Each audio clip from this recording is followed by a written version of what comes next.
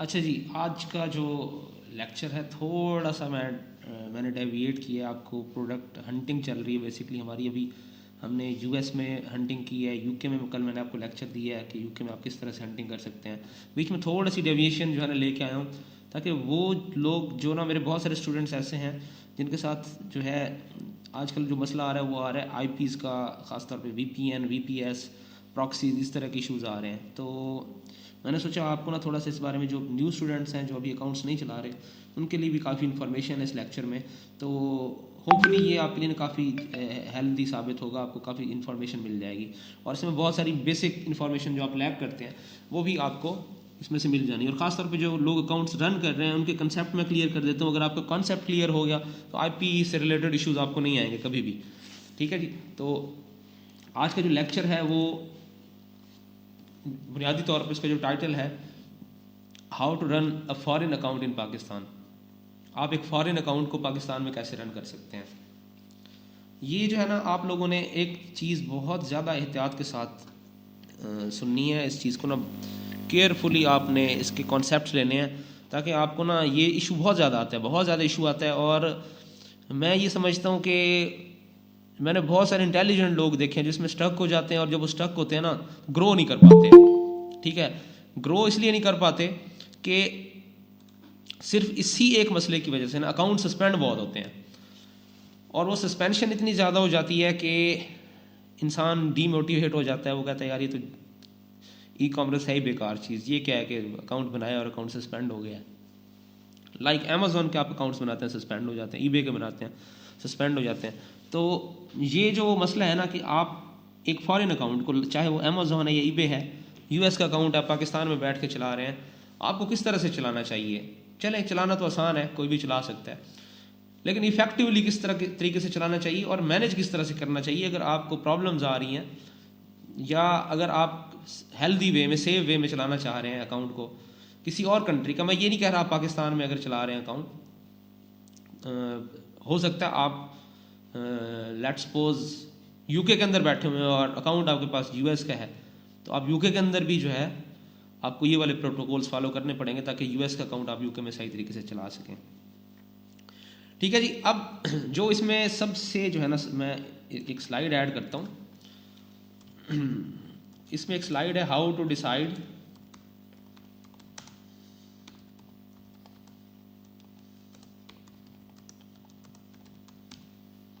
ये बहुत इंपॉर्टेंट है। जो न्यू स्टूडेंट्स हैं शायद उनको ये थोड़ा सा अजीब लग रहा हो कि ये कौन सी बातें स्टार्ट हो गई हैं, लेकिन आपको आइडिया हो जाएगा।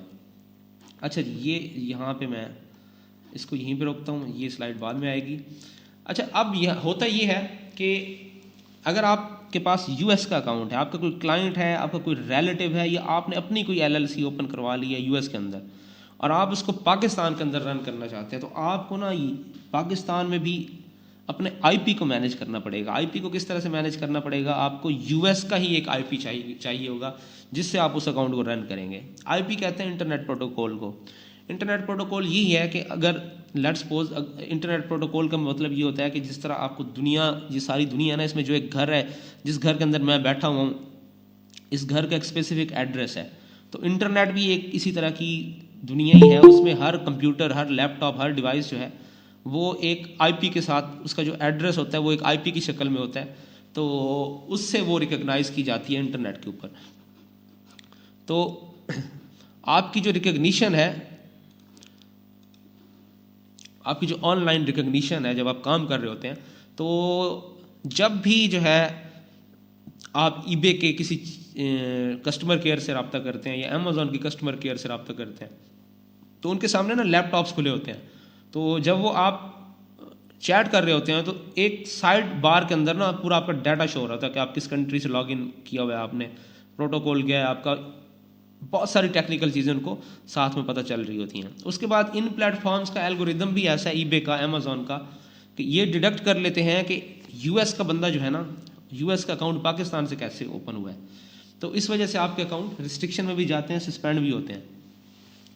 तो जब भी आप कोई फॉरेन अकाउंट, किसी भी फॉरेन अकाउंट के ऊपर काम करें, उसको आप पाकिस्तान में चलाना चाह रहे हैं, तो जो भी कंट्री है, जिस कंट्री का वो अकाउंट है, आप उसी कंट्री को ही, जो आईपी है वो उसी कंट्री की आपके पास होनी चाहिए। आपका लैपटॉप जो है वो इस तरीके से काम कर रहा हो, उस पर जो आप काम कर रहे हैं वो ईबे या अमेजोन को यही जो है ना कम्युनिकेशन होनी चाहिए कि ये यूएस के अंदर बैठ के काम कर रहे हैं।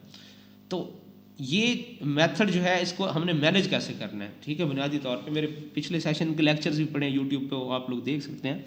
ये ज़्यादा एडवांस लेक्चर होगा, ठीक है। हर इंसान सीखने के मराहल में होता है, हम खुद सीख रहे हैं और सीखने का मरहला कभी नहीं रुकता। तो पिछले सेशन से इस सेशन के दरमियान बहुत सारी एडवांसमेंट हुई हैं, हमने भी जो है ना आईपीएस को बहुत ज़्यादा। और ये लेक्चर ना यूट्यूब पे प्राइवेट मोड में आएगा, जिसके पास लिंक होगा वही देखेगा, अदरवाइज़ कोई नहीं देखेगा। क्योंकि ये एक ना आप लोगों का सबसे ज़्यादा हक इस पर है कि आप इससे ज़्यादा फ़ायदा आप लोग ही उठाएं, बजाय इसके कि हम इसको इतना आम कर दें, इतना आम कर दें कि लोग इसका मिसयूज़ करके मार्केट प्लेस ही ख़राब कर दें। मैं ऐसे लेक्चर्स को पब्लिक करने के हक में नहीं होता, इसका मिसयूज़ बहुत ज़्यादा होता है। क्योंकि इस वक्त मिलियंस ऑफ फ्रॉड लोग जो हैं, जो फ्रॉड करते हैं अमेज़ॉन के ऊपर, वॉलमार्ट के ऊपर, ईबे के ऊपर, उनको सबसे बड़ा इशू होता है आईपीज़ का। आईपीज़ मैनेज करना उनको नहीं आता। वैसे वो बड़े चालाक होते हैं, लेकिन उनको आईपीज़ मैनेजमेंट में वो बहुत वीक होते हैं। और इस तरह के लोग इस तरह की वीडियो सर्च कर रहे होते हैं कि जहाँ से हमें पूरी गाइडलाइन मिले कि आईपीज़ को कैसे मैनेज करना है, ताकि वो और ज़्यादा फ्रॉड करें। वो जब वो फ्रॉड करेंगे तो आपका जो है मार्केट प्लेस ख़राब होगा। मार्केट प्लेस ख़राब होगा तो आपके लिए मसाइल आपको देखने पड़ सकते हैं, लेकिन इसको अगर आप पॉजिटिव वे में यूज़ करें तो आपके लिए बहुत सारी आसानियाँ हैं, ठीक है। अभी आपको ये बात मेरी अंडरस्टैंड नहीं कर पा रहे होंगे, लेकिन आपको ये लेक्चर देखें, इंशाल्लाह इसको सेव करके रखें। इन फ्यूचर जब आप आईपीज़ में उलझ जाएंगे, आईपीज़ में के मसाइल में जब आप प्रैक्टिस करेंगे, एक्सपर्ट बन जाएंगे आप, जब आप आईपीज़ के मसाइल में उलझें तो इस लेक्चर की तरफ आपने वापस आना है और इस लेक्चर को एक दफ़ा लाजमी देखना है आपने। तो उस वक्त आपने इसको बेटर अंडरस्टैंड करना है कि ये लेक्चर एक्चुअली था क्या, उस वक्त आपको सही समझ आएगी। खैर मैं कोशिश करता हूँ कि अब भी आपको सही तरीके से गाइड कर सकूँ कि ये सारा चक्कर, ये सारे मसले मसाइल होते क्या हैं। तो आपको जो है ना रिकग्निशन शो करवानी है अपनी कि आप यूएस का अकाउंट चला रहे हैं तो आपकी आईपी यूएस की शो होनी चाहिए, यूके का चला रहे हैं तो यूके की शो होनी चाहिए, ठीक है जी। और अगर कोई भी कंट्री है उसकी शो होनी चाहिए, ठीक है। ये बात आपने बिल्कुल अपने माइंड में रखनी है। अब एक चीज़ जो है ना, आपको अक्सर जो लोग हैं ना व्हाट्सएप के ऊपर, फेसबुक ग्रुप्स के अंदर ना, वो एक चीज़ में बड़े परेशान होते हैं।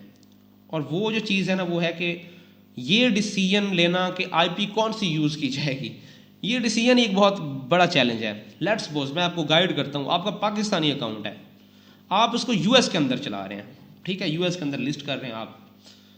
तो अब आपका सवाल ये होगा कि भाई हम तो यूएस के अंदर चला रहे हैं तो आईपी कौन सी होगी। आप कंफ्यूज हो जाएंगे कि जनाब यूएस के अंदर इसकी आईपी होनी चाहिए। अच्छा, आप मीन वाइल आपका एक और अकाउंट है, वो भी पाकिस्तानी है, आप यूके के अंदर उसको चलाना चाहते हैं, यूके की मार्केट के अंदर चलाना चाहते हैं, तो आप परेशान हो रहे होंगे कि यार अब क्या यूके की प्रॉक्सी बाय करनी पड़ेगी। अक्सर ये सवाल आपने भी देखा होगा इसके फेसबुक पे या दूसरी जो प्लेटफॉर्म है सोशल मीडिया के, तो आप ये अक्सर क्वेश्चन देखते हैं। तो पहला जो बुनियादी नुक्ता है ना, आपने ये क्लियर करना है कि जो बंदा, जिस बंदे के नाम पे अकाउंट है, उस बंदे का जो आईडी डॉक्यूमेंट है उसके ऊपर जो एड्रेस आ रहा है, वो जो एड्रेस जिस कंट्री का है ना, उस कंट्री की आईपी यूज होगी, चाहे वो पूरी दुनिया में सेल करता रहे। तो अगर पाकिस्तानी अकाउंट है वो यूके में आप करेंगे तो भी आप पाकिस्तान में पाकिस्तानी आईपी होगी उसके ऊपर, यूएस में करेंगे तो यूएस आपकी फिर भी पाकिस्तानी आईपी होगी, बेल्जियम में चले जाएं, रूस चले जाएं, जहां भी आप सेल करेंगे ना, आप बेसिक आईपी जो है वो पाकिस्तान की ही शो होगी। ये नहीं है कि पाकिस्तानी अकाउंट आपका यूएस में कर रहे हैं तो यूएस की प्रॉक्सी लगी पड़ी है, पाकिस्तान में बैठे हुए हैं तो पाकिस्तानी आम इंटरनेट से चला रहे हैं, यूके में बैठे हैं तो आप एक अकाउंट को 4 प्रॉक्सीज पे नहीं चलाएंगे। आजकल के दौर में बहुत बेवकूफ़ लोग ऐसे हैं जो एक ही अकाउंट को 8 प्रॉक्सी से चला रहे हैं। तो ये कॉन्सेप्ट अपना बिल्कुल ठीक कर लें कि अगर आपके पास पाकिस्तान का अकाउंट है और आप उसे मल्टीपल कंट्रीज़ के अंदर चलाना चाहते हैं तो आईपी एक ही पाकिस्तानी यूज़ होगी। अगर आपके पास यूएस का अकाउंट है और आप उसे ऑस्ट्रेलिया में चलाना चाहते हैं, कनाडा में चलाना चाहते हैं, तो आपकी आईपी जो बेसिक आईपी है जिससे अकाउंट आपका चल रहा है वो जो है आपकी यूएस की होगी। अब आईपी की मैं आपको एग्जांपल देता हूँ। एक वेब लिंक आप ज़बानी याद कर लें, WHOER.net, ठीक है जी। ये आपने ना URL नोट करना है अपने पास। ये ना आपको बहुत अच्छी लोकेशन, प्रिसाइज लोकेशन बताता है कि आप कहाँ से हैं, ठीक है ना, बहुत डिटेल के साथ आपको बताता है। तो अब ये देखें जी, हुएर ना आपको बता रहा है कि ये आईपी मुल्तान की है, ठीक है जी। तो ये आईपी मुल्तान की है, तो आपको यहाँ से पता चल गया कि ये मुल्तान की आईपी है। इसी तरह आपने अगर यूएस की प्रॉक्सी चलाएंगे तो आपको ये शो करेगा कि ये यूएस की जो है प्रॉक्सी है या आईपी है। अच्छा, यहाँ पे देखें इसका जो है ना ये 100% जो है ना इसका स्कोर है, ये बताता है कि आईपी कितनी स्ट्रांग है। तो ये अगर स्कोर कम होगा ना तो यहाँ से थोड़ी सी वैलिडेशन का भी इशू आता है, आपको पता चल जाता है कि आईपी के अंदर थोड़ा बहुत इशू है। ये मैं बाद में एड्रेस करूँगा, आपको समझा रहा था, जस्ट ये बता रहा था कि आईपी आप इस वेबसाइट से आपको पता चल जाता है कि ये आईपी जिससे आप अभी आपने जो ब्राउज़र ओपन किया हुआ है, जो कंप्यूटर है, वो किस कंट्री में काम कर रहा है। तो आपने ये चेक कर लेना है। तो अपने माइंड में बैठा लें कि जिस बंदे के नाम का अकाउंट है वो जिस कंट्री का रेजिडेंट है, जिस कंट्री से उसने अपनी आइडेंटिटी जो ईबे को बताई है वो जिस कंट्री की भी है, उसी कंट्री का आईपी यूज़ करना है आपने। ये बात आपने माइंड में रख लेनी है।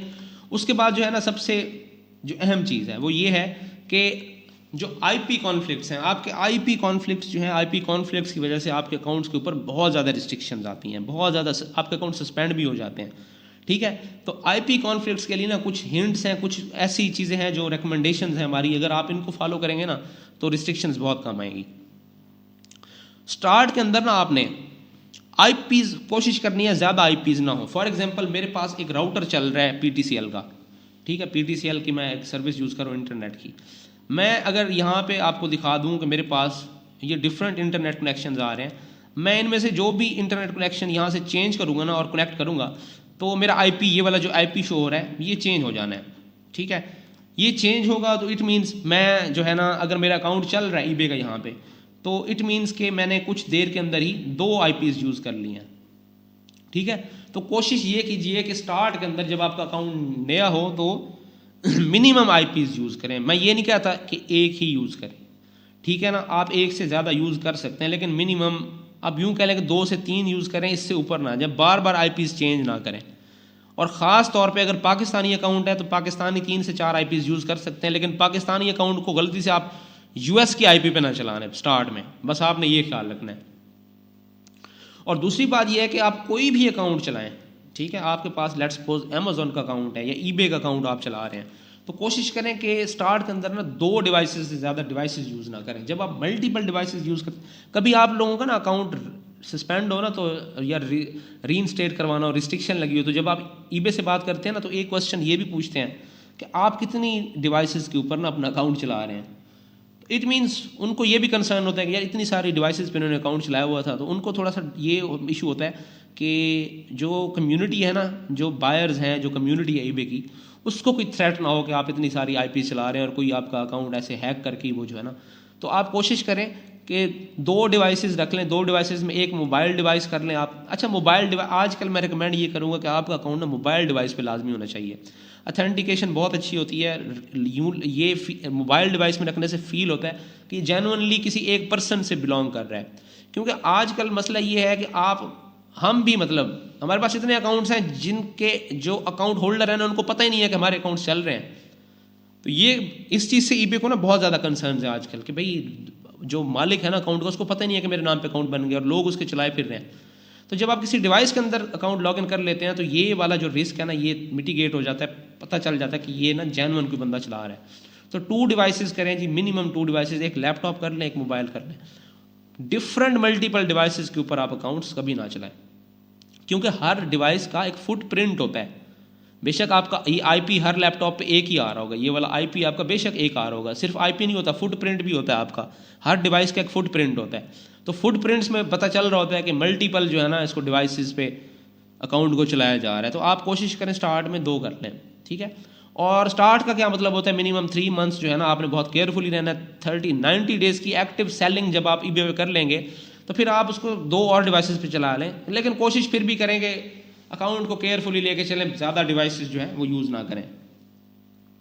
उसके बाद जो है ना बहुत मोस्ट इंपॉर्टेंट चीज़ है, अभी जो है ना यहाँ पे एक स्टूडेंट बैठे हैं, आज जो है ना मुबीन हैदर मेरे साथ हैं, वर्चुअल नहीं ले रहे, मेरे पास आए हैं, तो इनका क्वेश्चन ना मैं इस पॉइंट में एड्रेस किया है, use IP type in accordance with the circumstance.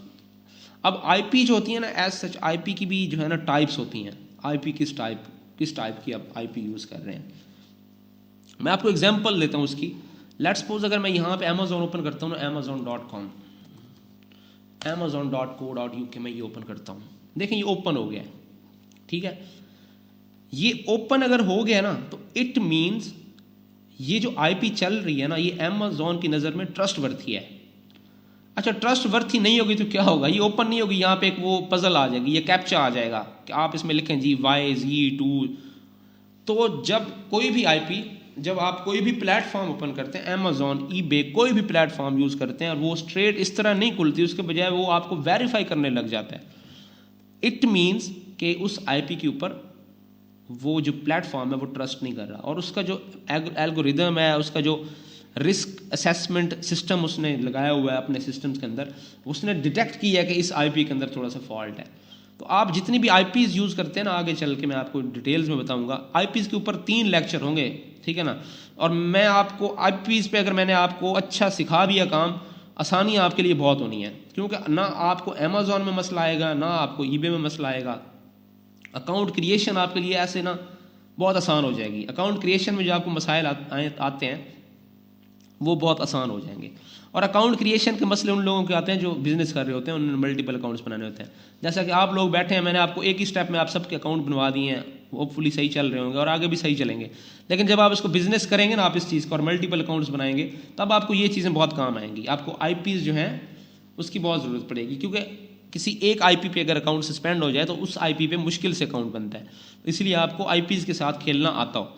तो मैं आपको ये समझा रहा था कि अगर आईपी डिपेंड करता है आईपी की नेचर पे, आईपी की कंडीशन पे। अब ये मेरा जो आईपी है इस पे भाई यूके का जो है ना, ईबे amazon.co.uk पूरा ट्रस्ट कर रहा है, पूरा खोल लिया।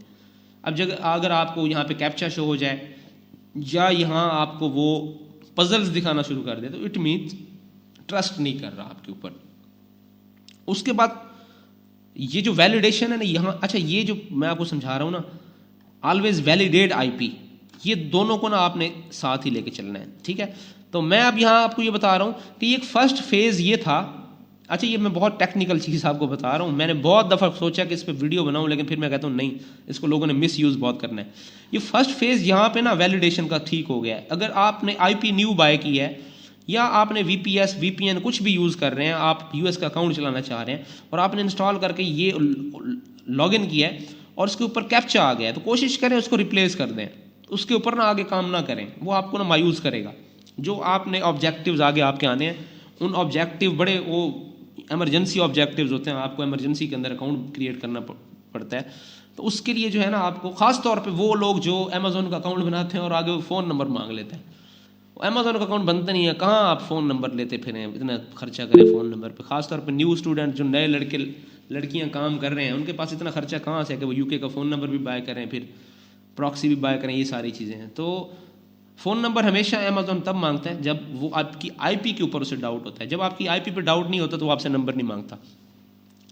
तो ये वैलिडेशन का फर्स्ट स्टेप मैंने आपको बता दिया कि जैसे ही आप इस अकाउंट को ओपन करेंगे, आप इस URL को ओपन करेंगे, वो खुल जाएगा। इट मीन्स फर्स्ट स्टेप इसका वैलिडेट हो गया। अब सेकंड स्टेप ये होता है कि आप जैसे यहाँ पे यूअर अकाउंट लिखा हुआ है ना, तो यूअर अकाउंट में जब आप साइन इन करते हैं, फॉर एग्जांपल साइन इन जब आप जैसे ही करेंगे, तो लेट्स सपोज मैं पीछे जाता हूँ, मैं इसको यहाँ से साइन अप कर लेता हूँ, स्टार्ट हेयर। तो स्टार्ट हेयर में जब आप इसको साइन अप करते हैं ना और कंटिन्यू करते हैं, तो यहाँ भी इसको पजल या कैप्चा नहीं मांगना चाहिए। अगर ये पजल या कैप्चा नहीं मांगता तो ये फुली वेरीफाइड, आपका फुली जो है आपकी जो आईपी है वो फुली ट्रस्टेड है बाय अमेजोन। ईबे का भी सेम ही है। ईबे भी आपसे वो फौरन जो है ना वो ब्लैंक होकर कहता है जी अब इसको टिक करें, वो आप टिक करते हैं, वो कहते हैं जी बताएं जी इसमें से प्लांट्स कौन से हैं जी, बजाएं जी जो कार नज़र आ रही है कार पे टिक करें, वो जो आपको पजल दे देता है। तो ईबे की कंडीशन में भी आपकी वो आईपी, अगर ईबे बार बार आपसे पजल्स और ये सॉल्व करवा रहा है, तो आईपी आपकी जो है ईबे की नज़र में डिफेक्टिव है, उसके ऊपर वो ट्रस्ट नहीं कर रहा। तो अमेजोन का अगर ये आप फॉर्म फिल करके इसे कंटिन्यू करेंगे और ये बगैर पजल के आगे चला जाता है, तो इट मीन्स दूसरा फेज भी आपका आईपी का ओके हो गया, आपकी आईपी फुली ट्रस्टवर्दी है। अगर ऐसा नहीं हो रहा तो आपको आईपी चेंज करनी पड़ेगी। आईपी चेंज कैसे करनी है बगैर खर्चा किए, वो भी इंशाल्लाह आपको बताऊंगा आगे जाके नेक्स्ट लेक्चर्स में। तो आपने जो वैलिडेशन है ना ये लाजमी कर लेनी है। जब भी आप प्रॉक्सी बाय करें ना, कोई भी चीज़ आईपी बाय करें, VPN VPS कोई भी चीज़ बाय करें, तो एक दफ़ा इस तरह से चेक कर लें, आपको पता चल जाएगा कि उस आईपी की मीन चाहे जो भी हो, वो VPS है, VPN है या प्रॉक्सी है, देना उसने आपको आईपी है किसी एक कंट्री का, तो वो आईपी तभी वैलिडेट होगा जब आपके ये वाले फॉर्म्स बगैर पजल्स के, बगैर कैप्चा के आपके आगे चल निकलेंगे। तो ये एक बहुत अच्छा तरीका आपको स्टार्ट में ऐसा लाजमी करना चाहिए जब भी आप न्यू आईपी की तरफ जाएं। आईपी मैनेज करने के लिए ना आपके पास 3 मेथड हैं। 3 मेथड्स में से ना जो कॉमनली चल रहे हैं, वैसे बहुत ज़्यादा है लेकिन कॉमनली हमारे पास यही चलते हैं। या तो आप वीपीएन कर लें जी। वीपीएन क्या होता है? वीपीएन एक ऐसा प्रोटोकॉल है, अगर आप वीपीएन लगाते हैं ना, यहाँ पे ये एक वीपीएन इंस्टॉल है, ये एक एक्सटेंशन है। तो इस वीपीएन को अगर मैं ऑन करता हूँ ना जी, तो ये क्या करेगा, ये इस ब्राउज़र पे जो आप काम कर रहे हैं ना, इस ब्राउज़र का जितना भी काम होगा, ये जो भी मैं कंट्री यहाँ पे सिलेक्ट करूँगा वो यही शो होगा कि ये फ्लांग कंट्री से काम कर रहा है, ठीक है ना। इसको कहते हैं वीपीएन। वीपीएन भी एक जस्ट लाइक एक सॉफ्टवेयर है, एक एक्सटेंशन है, उस तरीके से काम करती है। एक वीपीएस जो होता है, वीपीएस काम उसका भी जो है ना आईपी मैनेज करना है। वीपीएस जस्ट लाइक एक कंप्यूटर है, ठीक है ना। जैसे हम एनी डेस्क के ऊपर किसी और का कंप्यूटर जो है ना एक्सेस कर लेते हैं, वीपीएस की एग्जांपल वैसे ही है। वीपीएस आपको एक एड्रेस देता है, उसका पासवर्ड देता है, वो जैसे ही आप एंटर करते हैं, ठीक है, यहाँ पे ये मैं आपको दिखाता हूँ रिमोट, यहाँ पे रिमोट डेस्कटॉप कनेक्शन है ना। रिमोट डेस्कटॉप कनेक्शन में आप यहाँ पे कंप्यूटर की आईपी लिखेंगे। अब वो कंप्यूटर यूएस के अंदर पड़ा हुआ है, लेट्स सपोज यूएस का अकाउंट है, पासवर्ड डालेंगे तो वो कंप्यूटर आपके सामने इसी लैपटॉप पे खुल जाएगा। तो वीपीएस जो होता है वो बेसिकली आपको computer with in a computer होता है। लेकिन वीपीएन क्या है? VPN computer with in computer नहीं है, वो सिर्फ और सिर्फ आईपी आपकी चेंज कर देता है और आप जो काम करते हैं वो एक और आईपी से जो होता है आपके अपने लैपटॉप की जो आईपी है वो हाइड हो जाती है। अब इस तरह से प्रॉक्सी मैनेजर है। प्रॉक्सी मैनेजर भी बेसिकली उसका काम यही है कि वो आपको आईपी चेंज करके दे देता है। लेकिन ये प्रॉक्सी मैनेजर जो है ये मल्टीपल प्रॉक्सीज, इसका जो सबसे की फीचर है ना, आप वीपीएन लगा दें, वीपीएन आपकी ना एक प्रोफाइल पे लगा हुआ है, एक प्रोफाइल ही चल रही है। वीपीएस आपको एक ही वो वीपीएस की विंडो देगा, उसमें काम हो रहा है। प्रॉक्सी मैनेजर है प्रोफेशनल। प्रॉक्सी मैनेजर में आप एक अकाउंट चलाएं, उसके लिए एक आईपी बना लें, दूसरा अकाउंट एक ही लैपटॉप में चल रहा है उस पर दूसरा बना, आप 20 इवन आप 1000 अकाउंट भी एक लैपटॉप से मैनेज कर सकते हैं with the help of proxy manager. ये 3 चीज़ों का आपको आइडिया होना चाहिए। और मोस्ट कॉमन जो हम यूज़ करते हैं वो प्रॉक्सी मैनेजर ही करते हैं। सस्ता भी पड़ता है और आपको मल्टीपल अकाउंट हैंडलिंग का भी ये ऑप्शन देता है। तो ये 3 चीज़ें जो है ना आप कर सकते हैं। इसमें कॉस्ट इफेक्टिव है प्रॉक्सी मैनेजर, ये आपने माइंड में रखना है कि आगे हमने आपको प्रॉक्सी मैनेजर के ऊपर भी प्रॉपर्ली बताना है कि प्रॉक्सी मैनेजर आपने कैसे यूज़ करना है। तो जनाब ये जो है ना आईपी से रिलेटेड बुनियादी चीज़ें मैंने आपको बता दी हैं कि अगर आप किसी भी फॉरेन कंट्री का अकाउंट पाकिस्तान के अंदर चलाना चाहते हैं या किसी और कंट्री में चलाना चाहते हैं तो आपको उस कंट्री की आईपी मैनेज करनी पड़ेगी, ठीक है जी। अब फॉर एग्जांपल मैं आपको एग्जांपल लेता हूँ। अब मेरे पास एक अकाउंट चल रहा है, लेट्स सपोज ये अकाउंट कह लें कि ये एक अमेज़ॉन अकाउंट है, ठीक है जी। ये एक अमेज़ॉन का बायर अकाउंट है। इस बायर अकाउंट पे मैं आपको बताऊँ कि फॉर एग्जांपल ये देखें whoever.net, देखें अब ये यूएस का अकाउंट है तो मैं इसको यूएस की प्रॉक्सी पे चला रहा हूँ, ठीक है। तो ये आपको शो करेगा कि ये देखें जी, ये यूएस की प्रॉक्सी है, ये आपको पता चल गया। इसी तरह मैं ये प्रॉक्सी मैनेजर चल रहा है तो मैं डिफरेंट जितने भी अकाउंट्स जिस कंट्री के हैं मैं जहाँ भी मतलब उसकी आईपी चेक करूँगा तो वो उसी की लोकेशन से शो होगी। ये है एग्जांपल प्रॉक्सी मैनेजर की। तो प्रॉक्सी मैनेजर आपने यूज़ करना है, मोस्टली आपने प्रॉक्सी मैनेजर यूज़ करना है। तो उसके बाद जो है ना जी सबसे ये मैंने आपको बता दी how to decide which IP will be used. हम आप आ जाते हैं इस पॉइंट पे। तो आपको मैंने बता दिया यहाँ से कि आईपी वैलिडेट करना, आप आईपी को वैलिडेट करना, अगर आईपी कैप्चास दे रही है और आपको पजल्स दे रही है तो इट मीन्स आईपी ट्रस्टवर्थी नहीं है। अब यहाँ पे आपको ना इस किसी पर्पस, स्पेसिफिक पर्पस क्या होता है? स्पेसिफिक पर्पस ये है कि आपने एक न्यू अकाउंट क्रिएट करना है, ये एक पर्पस है, ठीक है ना। ये देख लें जी, क्रिएटिंग अ न्यू अकाउंट। इस लेक्चर को अंडर एस्टिमेट कभी भी नहीं करना, ये आपके बाद में भी काम आएगा। क्रिएटिंग अ न्यू अकाउंट, जब भी आप न्यू अकाउंट क्रिएट करेंगे ना तो एकदम से हेल्दी आईपी चाहिए आपको, एकदम से जो है ना आपको फ्रेश आईपी चाहिए। और इस काम के लिए आपको रेजिडेंशियल प्रॉक्सी की तरफ जाना पड़ेगा। अब रेजिडेंशियल प्रॉक्सी क्या है मैं आपको बताता हूँ। लेट्स सपोज मैंने ये आईपी खोली है जी, ये मुल्तान में शो कर रहा है जी कि ये बंदा ये मुल्तान के अंदर बैठा हुआ है, ठीक है जी। इसी तरह मैं जो है ना आपके सामने एक और आईपी अभी खोली थी, ये देखें जी यूएस के अंदर जी डिटेक्ट हो रहा है कि ये यूएस के अंदर बैठा हुआ है। अब ये जो है ना बुनियादी तौर पे कोई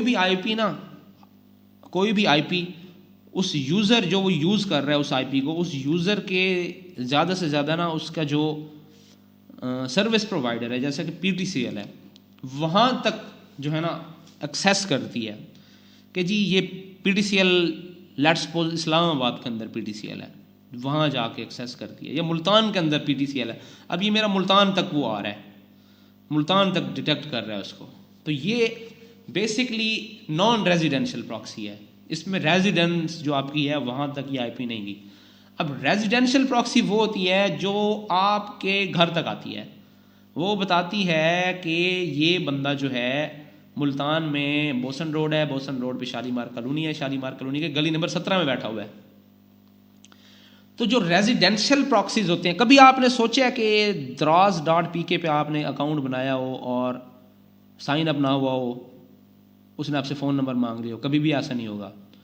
कभी आपने जीमेल आईडी बनाई हो और ना बनी हो और उसने फ़ोन नंबर मांग लिया, ऐसा कभी भी नहीं होगा, क्योंकि आप जो अपने घरों में नेट यूज़ कर रहे हैं, अपने मोबाइल पे यूज़ कर रहे हैं, ये रेजिडेंशियल प्रॉक्सीज हैं, ये रेजिडेंशियल प्रॉक्सीज हैं। और रेजिडेंशियल प्रॉक्सीज को ईबे अमेज़ॉन बहुत बारीकी से जाकर डिटेक्ट करता है और उनके ऊपर रिलाई करता है। अब पाकिस्तानी कभी आईपी से अमेज़ॉन का अकाउंट बनाए ना, बायर अकाउंट, 2 मिनट में बन जाएगा, कोई फ़ोन नहीं मांगेगा, कुछ भी नहीं मांगेगा। लेकिन जब आप किसी यूके यूएस की प्रॉक्सी लगाएंगे, जैसा कि मैंने यहाँ पे लगाई हुई है ये वाली, इस पे जैसे ही अकाउंट बनाएंगे वो क्या करेगा, पजल्स भी देगा, वो आपको जो है ना फ़ोन नंबर भी मांगेगा और पूरा शक करेगा आपके ऊपर। वो इसलिए कि जो ये आईपी हम जो आईपी बाय करते हैं ना, वो रेजिडेंशियल नहीं होता, वो नॉन रेजिडेंशियल होता है। तो नॉन रेजिडेंशियल का ट्रस्ट लेवल बहुत ज़्यादा कम होता है, और जो रेजिडेंशियल प्रॉक्सीज होती हैं उनका ट्रस्ट लेवल बहुत ज़्यादा होता है। रेजिडेंशियल प्रॉक्सी अगर आपने यूएस की बाय कर ली है तो जो कंपनी आपको वो प्रोवाइड करेगी वो इस चीज़ की गारंटी करेगी आपको कि जो भी आप उसके ऊपर चीज़ लॉगिन करेंगे, जो भी वेबसाइट ओपन करेंगे, उसके सर्वर तक जो कम्युनिकेशन जाएगी उसमें यही होगा कि ये बंदा एग्जैक्टली यूएस के अंदर बैठा हुआ है। तो न्यू अकाउंट जब भी आप बनाएंगे तो रेजिडेंशियल प्रॉक्सीज आपने इंस्टॉल करनी है। रिस्क बिल्कुल नहीं लेना न्यू अकाउंट के ऊपर, कोई सस्ती सी प्रॉक्सी नहीं लेनी, रेजिडेंशियल प्रॉक्सीज आपकी महंगी होंगी। तो आपने क्या करना है, हमेशा रेजिडेंशियल प्रॉक्सी लेनी है आपने। उसके बाद जो है ना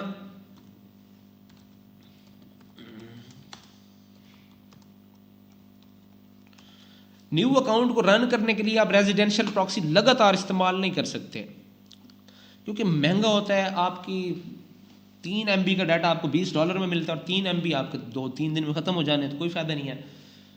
तो अकाउंट क्रिएशन को जब आप 3 GB तक का डाटा यूज़ कर लेते हैं रेजिडेंशियल प्रॉक्सी के ऊपर, तो उसके बाद आपने क्या करना है, न्यू अकाउंट को अगले 3 महीने चलाने के लिए फिर आप एक नॉर्मल प्रॉक्सी नॉर्मल वे में बाय कर सकते हैं। जैसा कि मैं आपको बताता हूँ, ये प्रॉक्सी सेलर की वेबसाइट है, प्रॉक्सी सेलर ये प्रॉक्सीज जो है ना आपको प्रोवाइड करते हैं।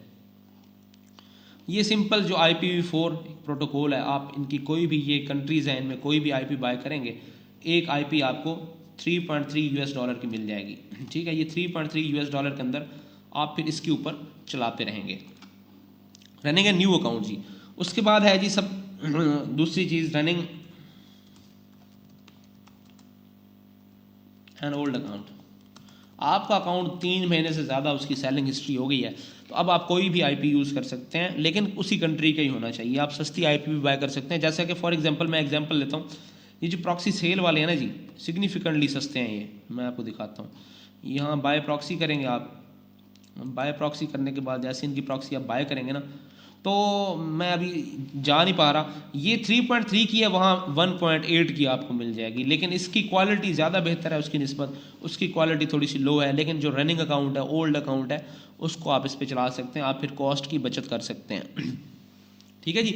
सबसे ज़रूरी चीज़ ये है कि आपको ये जो सेकंड और थर्ड है, इसमें आप नॉन रेजिडेंशियल प्रॉक्सीज यूज़ करेंगे, और जो फर्स्ट पॉइंट, जो अब अकाउंट न्यू क्रिएट करने लगेंगे तो आपने रेजिडेंशियल प्रॉक्सी लेनी है, ताकि डाउट कोई ना हो ईबे को या अमेज़ॉन को कि आप जो है किसी और कंट्री के अंदर बैठ के उनका अकाउंट क्रिएट कर रहे हैं। तो ये बात आपके माइंड में लाजमी तौर पे होनी चाहिए।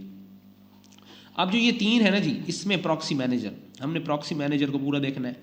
प्रॉक्सी मैनेजर को इंस्टॉल कैसे करना है, फिर यहाँ से हमने अपनी प्रॉक्सी कैसे बाय करनी है $3.3 में, फिर हमने जो है वापस प्रॉक्सी मैनेजर पे कैसे आना है, उसके अंदर उस आईपी को कैसे इंटीग्रेट करना है, फिर अपने अकाउंट को उसके ऊपर कैसे लॉगिन करना है। ये मैं आपको इन डिटेल जो है ना नेक्स्ट लेक्चर में ये बताता हूँ कि आपने इसको कैसे इंस्टॉल करना है।